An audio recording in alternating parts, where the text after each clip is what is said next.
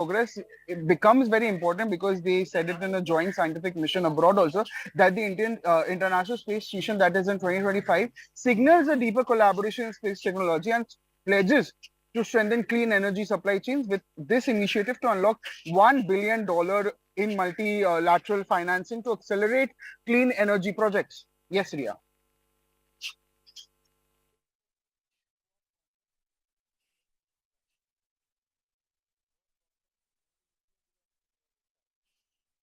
Made by General Atomics, a mega pact that will allow American Navy ships to undertake major repairs at Indian shipyards. President Biden and Prime Minister Modi welcomed India's plans to procure General Atomics MQ-9B HALE UAVs. The MQ-9BS assembled in India, it will enhance ISR capabilities of India's armed forces across domains. As part of this plan, General Atomics will also establish a comprehensive global MRO facility in India. US-India joint statement stated this, I have just told you about. The agreement would strengthen India's national security and surveillance capabilities, extending beyond the Indian Ocean and encompassing the border region with China. We have my colleague Brian Thomas on the telecast with us. Brian, now Biden has, there has been an initiation about the Predator drones, and this is something that India is also struggling with. Well, Ria, definitely both Biden and Narendra Modi held a very extremely fruitful bilateral talks, which focused on enhancing cooperation in key areas, defense, technology, and clean energy. And their discussion also included a $3 billion US dollar deal for India to acquire the 31 MQ-9B drones that boost India's intelligence and surveillance capabilities, particularly along its border with China. That remains utmost importance, and these drones will be sourced from US defense contractor General Atomics and are expected to strengthen India's defense infrastructure as well. And they also highlighted the success of the US-India partnership in advancing defense cooperation and industrial collaboration, and praised the progress in bilateral defense relations, such as the co-development of unmanned surface vehicles systems between Liquid Robotics and Sagar Defense Engineering as well. Ria. All right, Brian, now India is going to acquire drones from USA, and this, the estimated cost would be $3 million US. So we have been seeing that Manipur is a place that has been struggling with drones, and this is something that India could benefit from. And what else can we expect this enhanced technology could help in India? Well, definitely, Ria, this is going to be a very important development as well. And even like they said also, it was a very fruitful bilateral talks, and both India and US are, there to strengthen their cooperation in defense, technology, and clean energy. That is their utmost motto. And this, the discussion that happened on this $3 billion deal also for India to acquire the 31 MQ NB drones, this will help India also in terms of intelligence, in terms of surveillance, and will also help, which is very important, like we even mentioned Manipur. I'll also mention to the fact it will also help along its border with China also, which was a very integral issue in the Quad Summit also that was discussed even. And this drones will fully be sourced from US defense contractor General Atomics, and will definitely expect to strengthen India's defense infrastructure in all its ways. Ria. All right, we are being joined by Major General A.K. Siwach. He is a defense expert. So, Major General A.K. Siwach, now India is going to procure drones from US. This is a key deal initiative that has been taken place.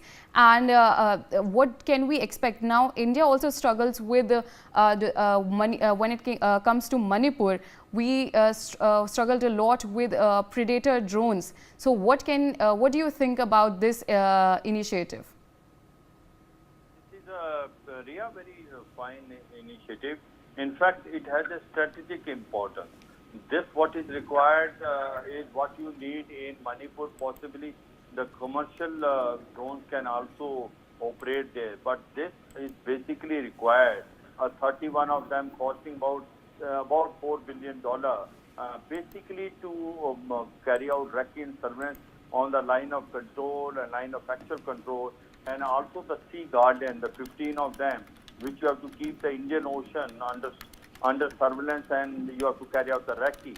The point is that the way the China is becoming very, very effective in the Indian Ocean, there is a requirement of carrying out surveillance in this area. So therefore, they are strategic weapons which are available to India, and this is going to stay for long. You know, India is saying that this should not be delayed. It should come as a priority because we need them on our both borders against China, against Pakistan, and also in Indian Ocean. The two of them which were given to us on lease, they are there with us, but we need more. And I suppose now the General Atomics has already promised that they are in the pipeline, they will be coming. You know, the second, another important issue is the engine G404. We know in the Tejas Mark 1 Alpha, this is been delayed because the engine we have to get from US. And this engine has been delayed for more than about 6 months. And Tejas Mark 1 and Tejas Mark 1 Alpha are being delayed due to this. I think that General Electric also has been told to hasten up that. So as far as India and US are concerned, we are a strategic partner. There are a number of, one can say, bilateral issues which have been resolved now between India and US. Especially one is drone, second is the G404 engine, and then subsequently G414, which will be required for Tejas Mark 2. So these are the two important. Then critical and emerging technology. Now US is ready to share with us. Remember, we are a strategic partner, and we have signed 4 basic agreements with them. Basically, foundation agreement. One is the DMU Logistics Exchange Memorandum of Understanding. Then Home CASA Communication Compatibility and Agreement. Then very recently we signed just about 3 years back a Basic Exchange Cooperation Agreement.